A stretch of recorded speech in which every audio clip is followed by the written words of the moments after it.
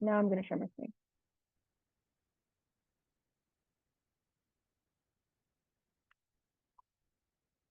So, okay, can everyone see my screen yet? I know it's still loading. I can see it there. Okay. Oh my God, it has effects. I didn't know that. Okay. So this isn't going to be, so to say, CAD heavy, so much as me giving you guys more of a direction in terms of CAD and actually incorporating everything together as we move forward with HAcK, right?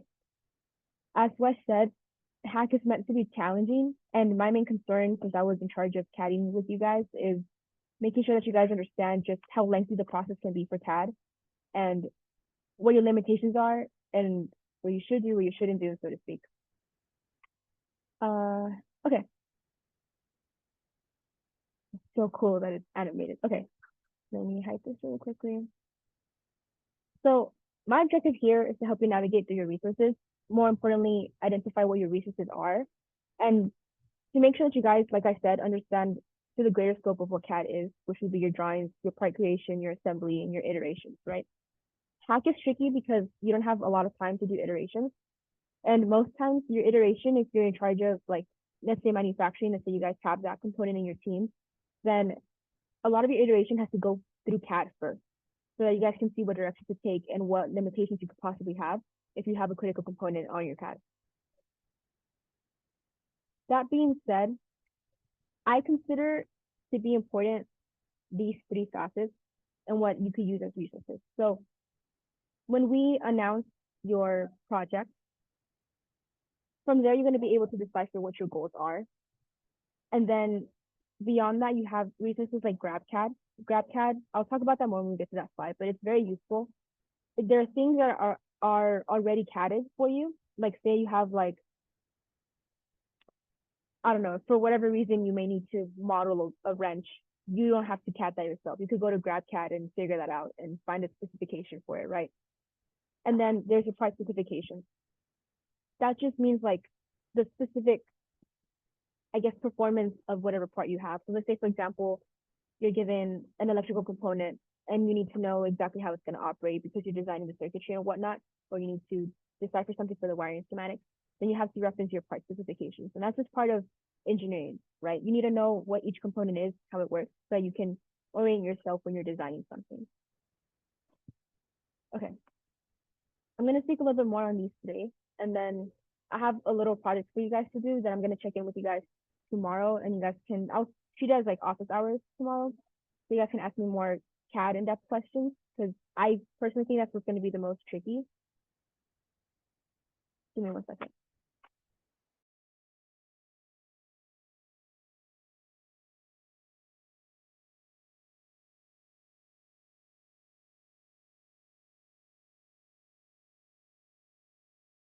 Sorry. Okay.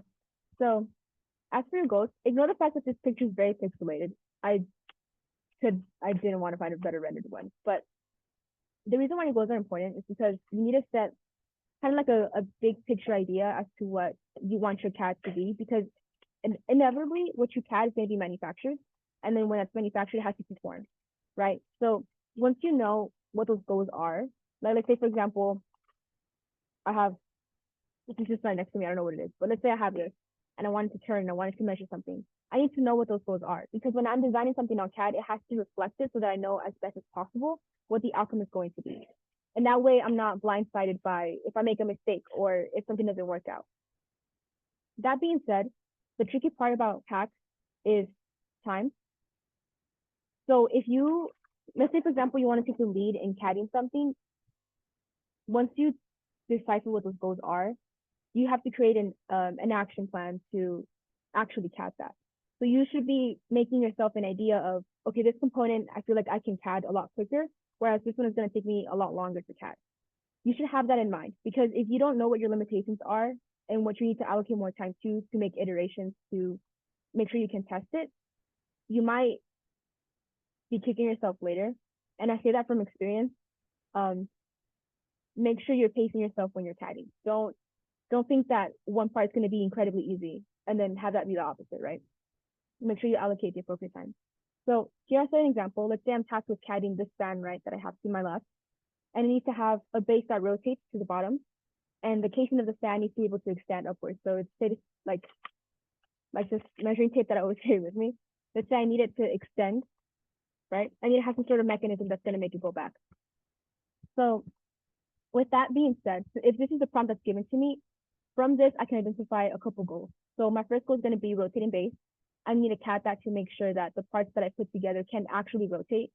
That means considering, does it have sufficient friction to the point where it's not going to spin out of control, but still allow it to move up and down while maintaining function, right? If I'm me as the CADer, if I'm going to design something, I need to make sure that I'm not jeopardizing electronic components, right? I need to make sure that I'm housing things properly so that, let's say, for example, Sina, who's working in circuits and he's connecting the fans to the base.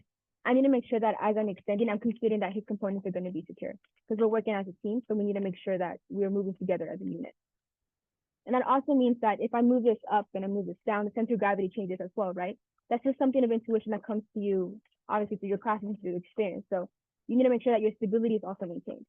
But that's kind of the mentality that I want to warn you guys about. As you're considering what you're going to design, you should be considering exactly how that can affect other components, especially if you want to change something. You'll notice that the prompt that we're going to give you can be very open-ended at times. Well, not at times, but just enough to give you guys design liberty. But when you're designing something, again, you have to consider what could change and what's something that you're going to have to give a trade-off, right? And then, of course, I already mentioned the housing for the wiring. That's something that you have to consider at all times, especially if you're going to be working with electronic components as we progress further, I guess, in technology. Did that example make sense to everyone? Can I get a yes or a no in the chat so that I can know? Cool. If you guys have any questions at any time, let me know. Also, I know my audio might be a little iffy, because I have my AirPods in. I'm sorry about that. But yeah, just let me know if you can't hear me at all. Okay, now moving on to GrabCAD. I don't know how many of you have heard of GrabCAD. Ryan has had some experience with it. He's not here right now, but Ryan and Sina have had some experience with it recently. GrabCAD is essentially like a bank where you can go retrieve different parts and they don't have to be the same file. So if you came to the orientation here for Makerspace in the weekend, you may have remembered me saying an STL file versus a part file from SolidWorks. GrabCAD allows you to get these types of files. So let's say, for example, I want to represent something in my CAD, but it's going to take me forever to CAD that because it's space small, and I need to get those measurements to be as accurate as possible so that when I'm assembling something, when I'm designing something around it, I have to make sure it's going to fit when I actually manufacture it, right? So that's going to take time. I am not opposed to you guys using GrabCAD in your project. So let's say, for example, you're making circuits and you need your breadboard, right? The same way we practiced when we were doing the basic training. It's okay to use a breadboard from GrabCAD because I understand it's going to take a long time. And realistically speaking, you could CAD it by yourself, but trust me, you'll have other priorities to focus on as opposed to CADing a breadboard that you can get from GrabCAD. One thing I should specify, GrabCAD can also give you files that you can upload to Onshape. And Anika's going to speak about this a little bit further about pulling stuff from Onshape's database because what's the coolest thing about Onshape is that they have their own little bank of parts that you can access. Saves time, allows you to account for all your components. The reason why I mentioned GrabCAD is when I was originally doing a project, I needed to design around a specific component, but I didn't check GrabCAD. And so I sat down and I used caliper and I measured this very small component that took me forever, where I could have been iterating my design. And that's the reason why I'm giving you this warning now, because if you can figure out where to access this component that's manufactured, that's off the shelf, so to speak, then it's going to save you time. There's no need for you to CAD it if you can just get accurate measurements from a reliable source.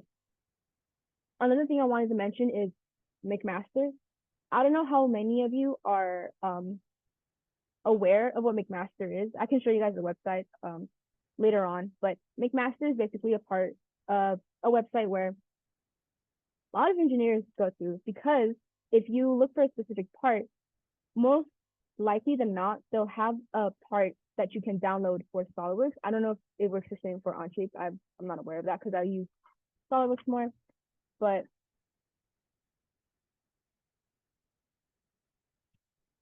okay, I'll put a pin on that. I just got a question that asked, are you able to change the measurements of the part file so it fits your build? So if you access the part file from GrabCAD, I'm not aware that you can, and I'm gonna warn you against doing that because if you downloaded the file and you open it in like say for example SolidWorks, it should allow you to change it because it's not like closed down, right? It's not a closed down file, it's not a private file, it's a public file. But I would say check the measurements first before you change the dimensions, because especially if you're getting the CAD from a manufacturer like McMaster, because those CADs are as accurate as they get. So I wouldn't change the measurements. If you get them from a reliable source, don't change the measurements. But if you want to check things, go for it. And if you do need to change the parts to fit into your build, then of course go for that as well. But just be wary of that. Okay. What was I saying? Oh yes, you want to include as many components as possible to be as realistic as possible in your assembly, which can be a pain to do sometimes given the amount of mates that you have to add to account for that. But you're going to want to be as accurate as possible to make sure you can account for how much time it's going to take you to manufacture and what things you need to consider. You'll notice that as you do design iterations, no problem. As you do design iterations, you'll need to account for different components, especially as you add things. Let's say, for example, you're using a piece of material and it's warping, and now you're going to have to build some sort of support for that. You have to account for how much components are on it, right? If you're going to add more components on it, you're going to know that by logic, it's going to warp more. Just that type of mentality is kind of what I'm going at. I'll show you guys what GrabCAD looks like and McMaster looks like in a second. But yeah, does that make sense so far? Does the concept of GrabCAD make sense? Do you guys have any questions about GrabCAD? Yes, no, no? Any questions in the chat?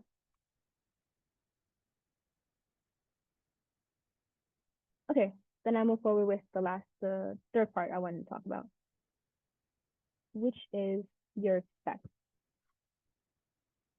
How do I explain this without giving away the project?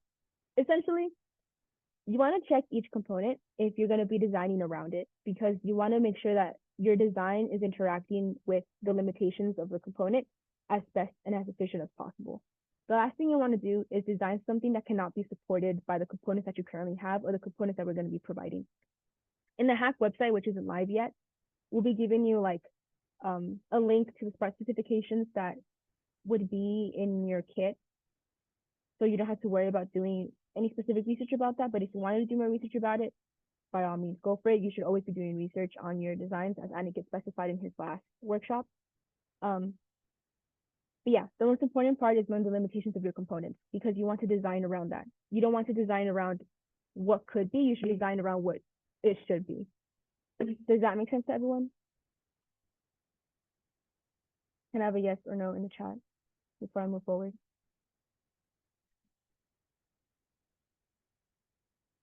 Cool. Okay. Oh, Anik is going a little crazy in front of me. Okay, so before I go forward in what I'm going to be giving you guys to help you kind of get into the space of what HAcK is going to look like in terms of CAD, it's not going to be an exact example of what your project is, but it's just to help you guys kind of, you guys will see in a sec. I'm going to hand it over to Aniket because he wants to speak a little bit about Onshape and what they provide in terms of GrabCAD feature-esque. So Aniket, if you're ready. Yeah. Can you guys hear me? Mhm. Okay, great.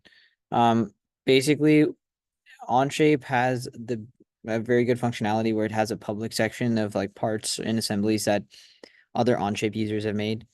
So it's essentially a GrabCAD which is embedded in Onshape itself. And the good thing about it is that any assembly or any part that you create in Onshape, you can import one of these parts into that assembly. So let me share my screen and show you how you guys can do it real quick. One sec. Let me navigate to Onshape real quick. Okay. Here we go. All right, can you guys see my screen? Yeah, okay, cool. So the first place you can find this public section is right here on the homepage of Onshape. So like this is the page that you'll generally open to. This is the public section. You can find a bunch of different assemblies here, and I can search up whatever I need to. Suppose I want to, I don't know, Breadboard. breadboard. Yeah. Thank you, Sina. Um, you'll get a bunch of different options for different breadboards you want. So if I want to take this breadboard, for instance, I'll have the option to do whatever I want to do with it. So firstly, you can create a copy of this document, which is right here. If you make a copy, you can copy the document to whatever location you want to copy it to. So that's one way of using it. The second way is if you actually are like working in a part file. Suppose I have a document right now and I go here and I am in the assembly. What the heck is going on? And I go to the assembly here and I want to insert a particular part. So if I go to insert and I go to other documents, I have this public section right here. I can go to public and then I can hit whatever I need to hit. So if I, like Tina said, breadboard. Oh, Aniki, can you check your chat? Yeah, sure.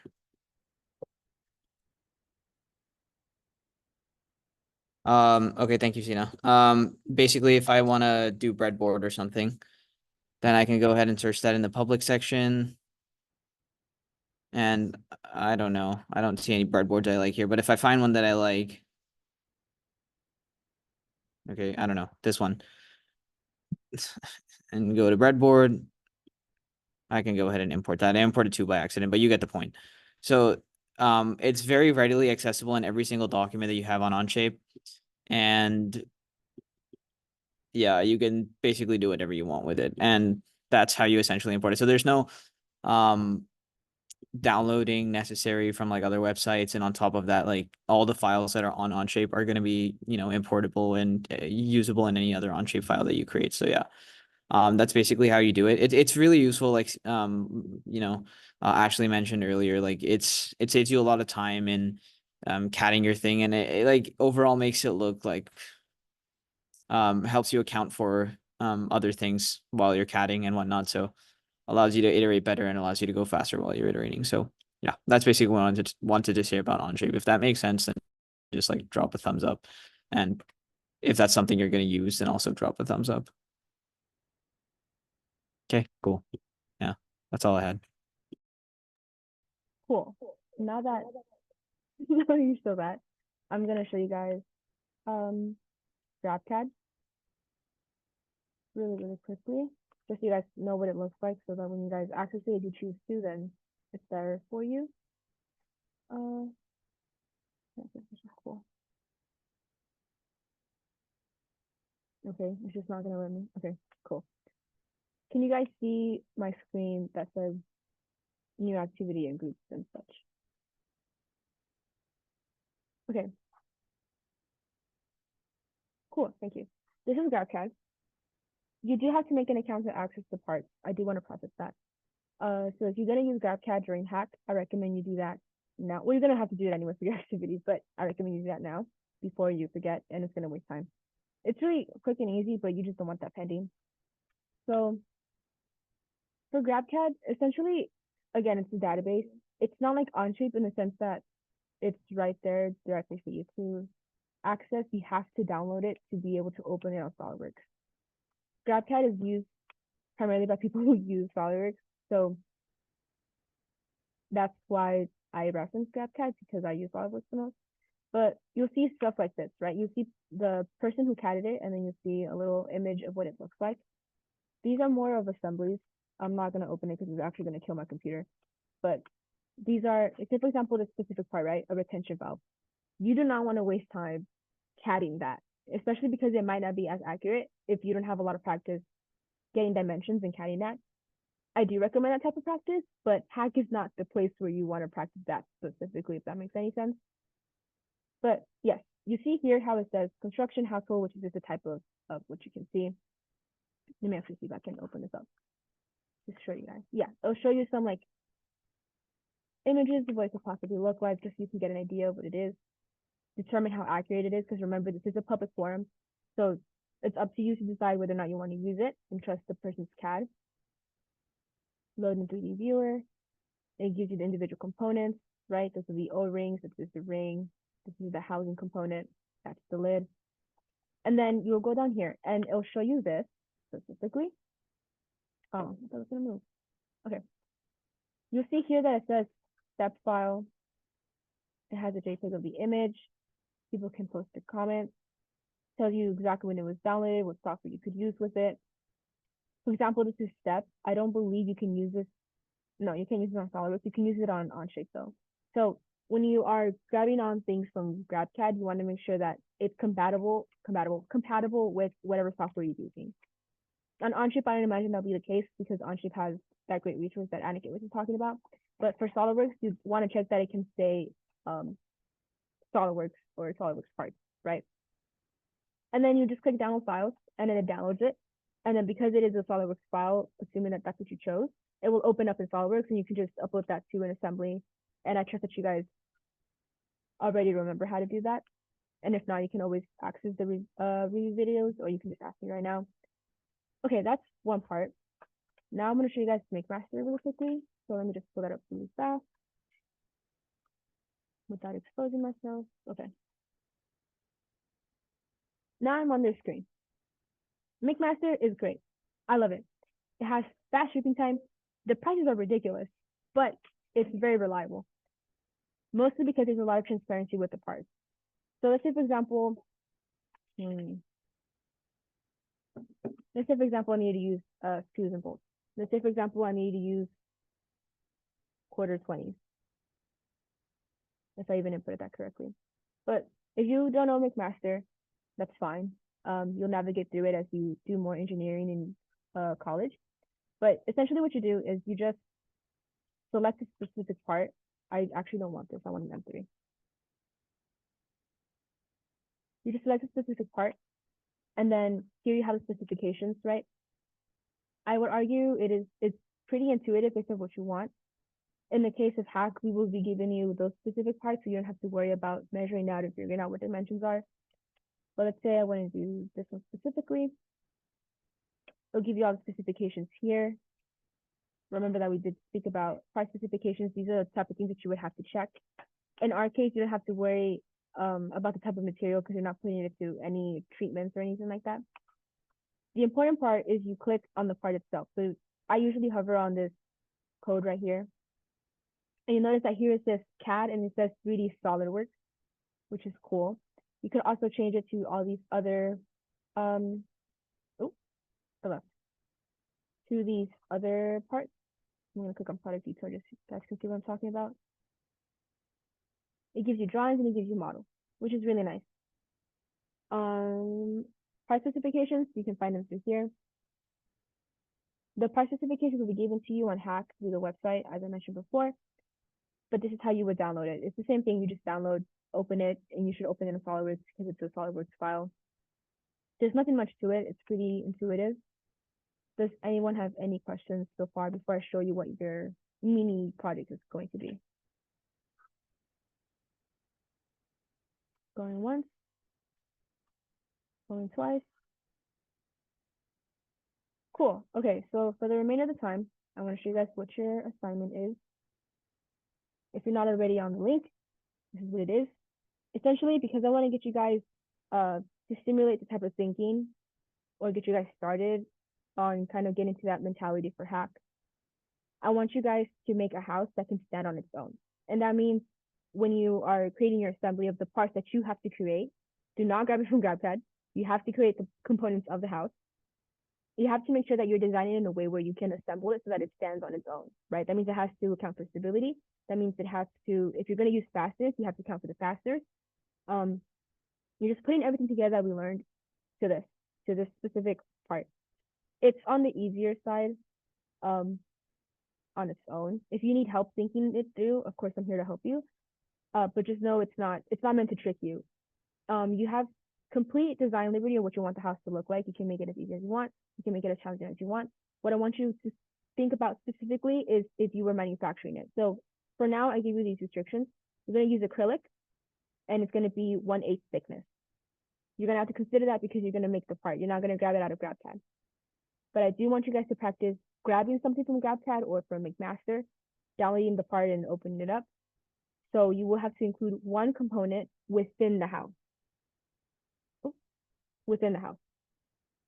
So does the assignment make sense to everyone? Can I get a yes in the chat? I saw your walker, thank you.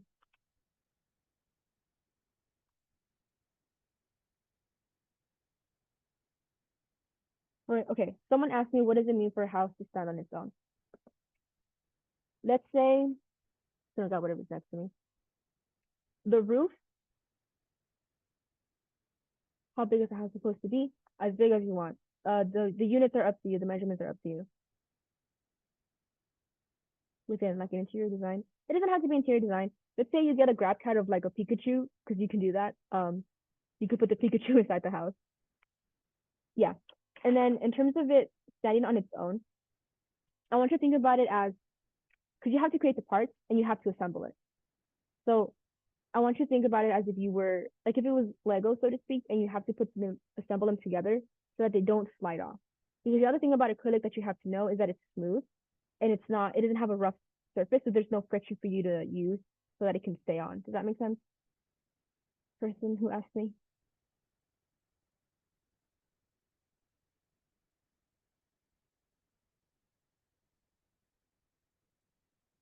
Yes, what Tina said.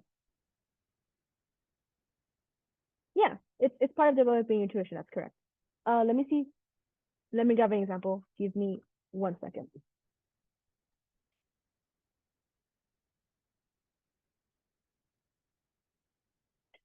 Let's hope I don't break it. Okay. This design, it's a bear. I don't know if you guys can see it. It's laser cut, right? This design can stand on its own. If I set it on the table, it's going to stand on its own. And it's because if you look at it, I don't know if you guys can see it properly, but it's designed in a way where the acrylic can sit on it. Like they can sit on each other, which means they accounted for slots, they accounted for indentations, right? And it's 2D parts, right? Because it's like a cross section of a bear, and then another cross section, then another cross section, and they intersect with each other to make sure it stands in a 3D. That's kind of the idea that I was going with the house. You can make it as complicated as you want. It's to your comfort level. I just want you guys to start thinking about what it will look like given the fact that these were the resources given to you, and that I didn't say this here, but you can only laser cut it to get to that dimension, right? Because that's realistically, if you were here at the makerspace, you saw the laser cutter, that would be the easiest way to do it. So I just want you guys to start thinking about that, and then start creating the parts for your house, assembling it, and then extracting something from GrabCAD or from McMaster. Doesn't have to be interior design. You could just put a Pikachu in there if you wanted, Charmander even, I don't care. But yeah, I'm gonna set you guys off into breakout rooms. Does anyone have any questions? Oh, wait, Ashley, can I add too? Let me answer one question real quick. So we are considering that it would be built with acrylic sheets, not 3D printed. It could be 3D printed if you wanted to. But actually, no, for this specific part, I want you guys to stick specifically to acrylic 1/8 thickness or 3 millimeters. So just acrylic. Don't think about 3D prints. Because 3D prints can just be manufactured as one part, right?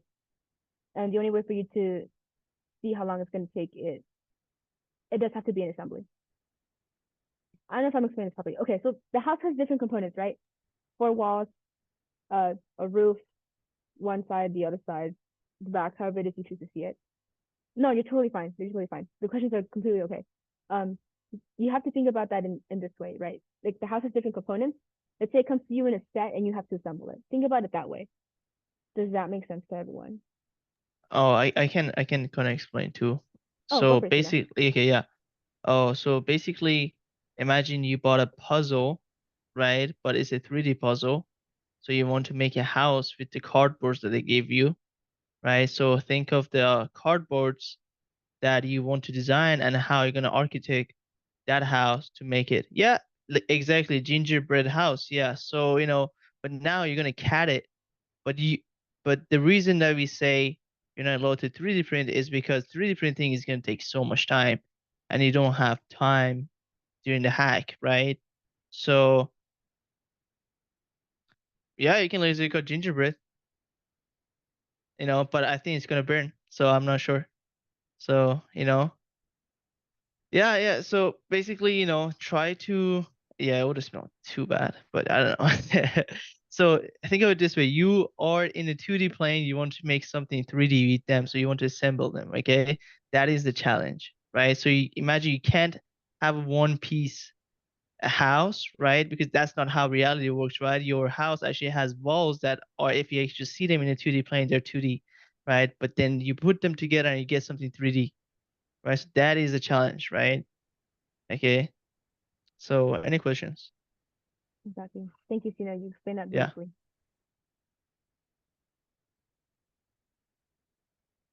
Understood. But yeah, essentially this is just to get you thinking in a real life application because that's what you'll be doing here at HAcK. Sina put that perfectly. Does anyone have any questions?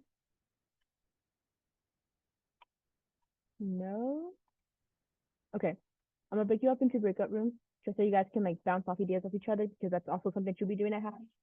But it has to be your own design. And then tomorrow, I'm gonna check in with you guys at the same allotted time. I don't think it's fair to hold you guys literally all 3 hours for one project. So instead, what I'm gonna do is after I do a check-ins and you guys ask me questions, we can hold like office hours as to what you've learned so far. You guys can ask me questions because after Thursday, I cannot. It sucks, but I can't help you because it's just the competition at that point. So you guys, I'm gonna give you that guys that time tomorrow to ask me questions about CAD. Does that sound okay with everyone? Yeah. Also, if you guys want, I can do office hours on Wednesday for Pico and circuits. If you have any questions about Pico circuits, we can do that. And then I think tomorrow we're gonna do a Google form to see how everyone feels about topics, basically. So this would help us to maybe design the third, workshop as well to see what's gonna be the best for us to do also. So we will see. Okay, anybody has any questions? If not, I will create the breakout room. I'm gonna try my best not to help you guys. I'm sorry, that sounds mean, but it's because I want you guys to start getting that self confidence because you guys can CAD and remember, don't get frustrated. It's just a learning curve, and you will get through Wait, actually, can I add something? it. Go for it. Yeah, guys, I don't like catting either, so. What would you say? No, I'm joking. But no, catting is fun. Just try to give it all in and just enjoy it. Quick question. We're not using, sorry to cut you off. We're not using Fine. CAD Grab, are we? For this at all? Grab CAD. Sorry, yeah, Grab CAD. You're fine. I strongly suggest you get the practice of looking for GrabCAD component and putting it into an assembly Okay. because you trust me, it'll come in handy, and I want you guys to have that practice. Also, I would suggest if you're gonna do fasteners, get them from McMaster, highly reliable, and you can also get measurements from there as well. Cool. Cool. Thank Okay, you. I'm gonna open all the rooms. I'll come in and check in on you guys once in a while. You wouldn't get disqualified for using external resources. Using GrabCAD for like a breadboard, no. Using GrabCAD for your fasteners, like M3s, nuts and bolts, no, you would not get disqualified. Because we know it's unrealistic to ask you guys to freaking CAD a screw and then all the little threads in there, right? It's painful and it takes away time, and we want you guys to get into the engineering design, the nitty gritty, right? So you won't get disqualified. And if you need more clarifications as to what could get you disqualified before you actually do it, we will be there, and you can ask us before you do it so that you don't get disqualified, and we can clarify that for you. Cool. And I'll send out the link to the slides. I know someone asked. Let me see if I still have it.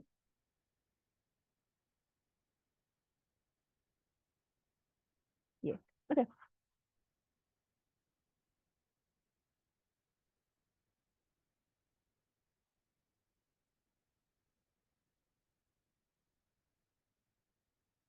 Wait, actually, let's make a room for ourselves too. She wants to make a room. Okay, hold on. Let me Yeah, stop the yeah. recording. Actually, should I just stop the recording? Yeah, you Yeah. should stop because there's Okay. nothing happening right now. Bye bye, recording.